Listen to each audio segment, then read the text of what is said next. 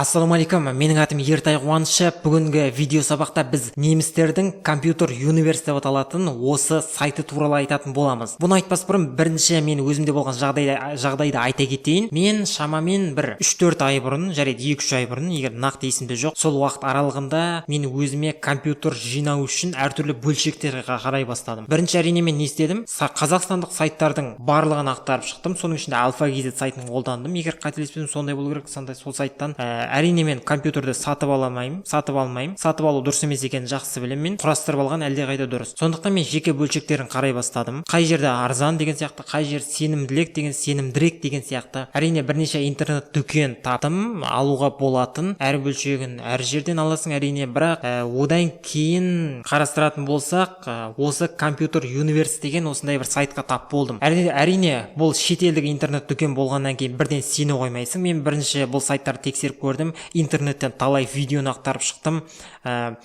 Computeruniverse развод, анау мынау деген сияқты, қандай жаман пікірлер бар деген сияқты. Мен практически ешқандай бұл интернет дүкенге қатысты жаман пікір көрген жоқпын. Қайта қалай сатып алу керек, қалай алу керек, неге бұл дүкенде арзан деген сияқты сондай видеолар бар. Енді бұл дүкеннің басты артықшылығын екеу деп айтамын. Мен біріншісі бағасы. Салыстырмалы түрде сіз кез келген бір тауарды алсаңыз болады, электроника жағынан алыңыз міндетті түрде. Одан кейін басқа кез келген интернет дүкен, қазақстандық интернет дүкенмен салыстырып көріңіз, бағасында біраз айырмашылық бар. Неге деген сұраққа қарайтын болсақ, бұл интернет дүкенде біз егер шетелден сатып алатын болсақ, мысалы Қазақстаннан сатып алатын болсақ, НДС деген салықты төлемейді екен біз. Енді заңгерлер болатын болса, жазып қалдырса болады пікірге, бізде Қазақстанда интернет дүкендер НДС салық төлейді ме, төлемей ме? Мен өзім мысалға оны білмеймін. Мүмкін сондықтан бізде Қазақстанда қымбат болып көрінетін шығар деген ойдамын. Салыстыратын болса, шынымен баға кейбір заттарда өте үлкен айырмашылық бар ценасында. Сондықтан мен осылай ойлаймын. Егер мысалға сіз мына жерде Германия деп өзгертетін болсаңыз, керісінше мына тауардың бағасына 30% қосылады. Себебі ол жерде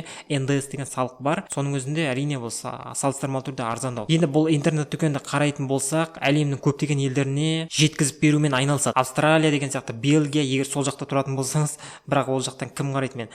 Мүмкін деймін да, сол жақта тұратын болсаңыз, сол жақта тапсырыс берсеңіз болады. Егер Қазақстан деп міндетті түрде қойыңыз, бірінші рет кірген кезде сізде Германия деп тұруы мүмкін. Ол кезде цена басқаша болады мына жерде. Байқап көрсеңіз болады. Енді бұл жерде көбіне электроника сатып алуға болады. Мен өзім компьютер сатып алдым. Компьютер сатып алған жоқпын. Мен компьютердің бөлшектерін алдым.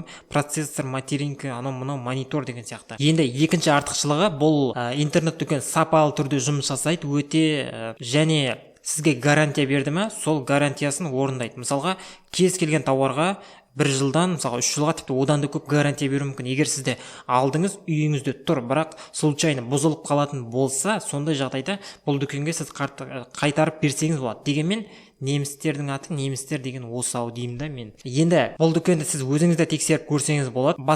Менен басқа да көптеген осы видеолар бар. Интернетте қазақша бар деп айта алмаймын. Бір ғана видео көрдім мен қазақша, тек қазақша емес, оның өзі орысша, қазақстандық болғанымен. Басқа видеоларды қарап көрсеңіз болады.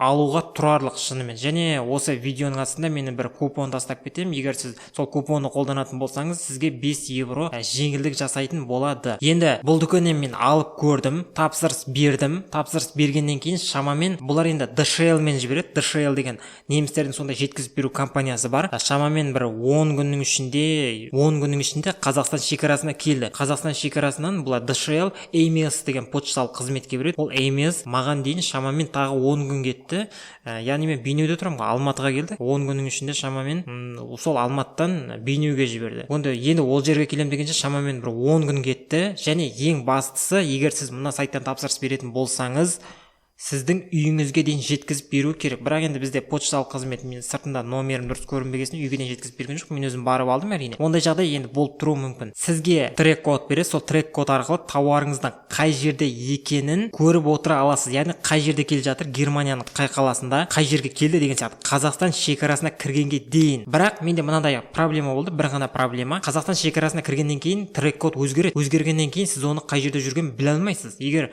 әрине ондай жағдайдың өзінде сізге әрине дейін жеткізіп береді, келмегеннің өзінде сізге ақшаңызды қайтарып береді. Енді ол новыйдан Treecko-ға өзгереді. Сол Treecko-ды алу үшін бұл DHL-дің электронды почтасына жазуыңыз керек. Мен астына бір сілтеме тастаймын. Сол сілтемеде қалай жазу керек екені анық жазылған. Мен солай жаздым. Маған олар Treecko-ды берді. Шамамен бір тез жауап берді олар. DHL өте тез жауап берді. Сол Treecko арқылы Қазақстанның қай жерде жүргенін сіз біле аласыз. Әрине, жазбай-ақ сіз өзіңіздің тауарыңызды күтсеңіз болады, сізге ол келеді. Көп енді келмейді деген болмайды. Келмегеннің өзінде жаңа айтқандай бұлардың гарантиясы бар, қайтарып береді. Енді Treecko деген не екенін білмейтіндер болса, Treecko деген интернет-дүкеннен тауар сатып алатын болсаңыз, арнайы код береді. Сол кодты арнайы сервиске енгізу арқылы сіз тауарыңыздың қай жерде жүргенін біле аласыз. Мысалға, осы жерде кетті, складтан шықты, складтан жіберілді, осындай жерге келді, осы жерде сізге келді деген сияқты сондай арнайы хабарламалар шығып тұрады. Оны бақылау үшін отслеживание Treecko деп Google жазсаңыз болады, сізге өте көп сондай сервисті шығарып береді. Соның кез келгенін қолдануға болады. Немесе Play Marketте болсын, App Store'да болсын, әртүрлі приложениялар бар, соны қолдансаңыз болады. Мен өзім екеуінде қолданып көрдім. Енді бұл жердегі категорияларға шолу жасайық. Мына жерде көріп отырғандарымыздай планшет, ноутбук, әртүрлі сондай тауарлар бар. Бұл жерде тек қана мен әртүрлі видеоларды қарап шықтым деп айттым ғой. Сол жерде тек қана мынадай мәселе болуы мүмкін. Мысалға сіз клавиатура немесе ноутбук алатын болсаңыз, сол жерде тек қана немісше алфавит болуы мүмкін. Себебі білесіздер, немістер сондай тілге өте сондай бір жақсы көңіл бөледі. Немесе клавиатура алатын болсаңыз, сізге сондай немісше клавиатура келуі мүмкін. Немесе әрине қосымша басқа алфавитке арналған арнайы наклейкалармен бірге салу да мүмкін. Дегенмен техподдержкасына егер ондай зат алатын болсаңыздар, жазып сұрап алуға болады, қандай келеді деген секілді. Ал басқа жағынан үлкен проблема жоқ. Әрине, егер мынадай жазуды көретін болсаңыздар, мен өзім таңғалған десе де болады. Жағдай осы, егер мыналарда шынымен жеңілдік деп тұрса, ол шынымен жеңілдік болып жатыр деген сөз. Бізде мысалға жаңағы 70% скидка дегенді бір жерде көрсең, ол жыл 12 ай тіпті көшелерде тұрады, 70% скидка деп, сол өзі жыртылып түсіп қалғанша тұрады сол. Ал мыналарда ондай емес. Мысалға, 40% деп тұрды ма, келесі күні қарасаң ол уже жоқ та, ценасы 13 деп тұрды ма, мысалы 15 мың рубль деп тұрады. Енді ценасын салыстыратын болсақ, мысалға мына видеокартаның Қазақстанда қанша тұратынын мен шамамен жақсы білемін. Мына жерде шамамен бір 40%-ке арзан. Енді қосымша канцелярский товарлар бар, мониторлар. Мен монитор алып көрдім, өте жақсы сапада. Одан кейін әртүрлі компьютерге бөлшектер алатын болсаңыздар, осы жерден алуға болады. Мен де тапсырыс бердім. Не тапсырыс бердім, ол дәл солай келді. Не тұрды, сонымен қатар қағазымен барлығы анық және жақсы сондай оралған деп айта аламын. Қысқасын айтатын болсам, мен бұл интернет-дүкенінің сапасына жалпы жақсы деп айта аламын. Және тапсырыс беруге тұрарлық сондай жақсы интернет-дүкен. Қосымша мына жерден процессорлар қарасаңыз болады, немесе видеокарта, немесе SSD дискілер мысалға, немесе кулер, корпус, немесе сол сияқты телефондар, немесе камера деген сияқты. Және қосымша outlet деген бар. Енді бұл жерде кейбір сөздер немісше болуы мүмкін. Мына жерде мысалға ноутбук, ПК, планшет. Мен өзім байқаған, бұл интернет-дүкен өте сондай әділ түрде жұмыс жасайды. Мысалға мына жерде outlet дегенде кейбір өнімдер бар, мысалға жазып қойған. В качестве уцененного товара деп жазып қойған.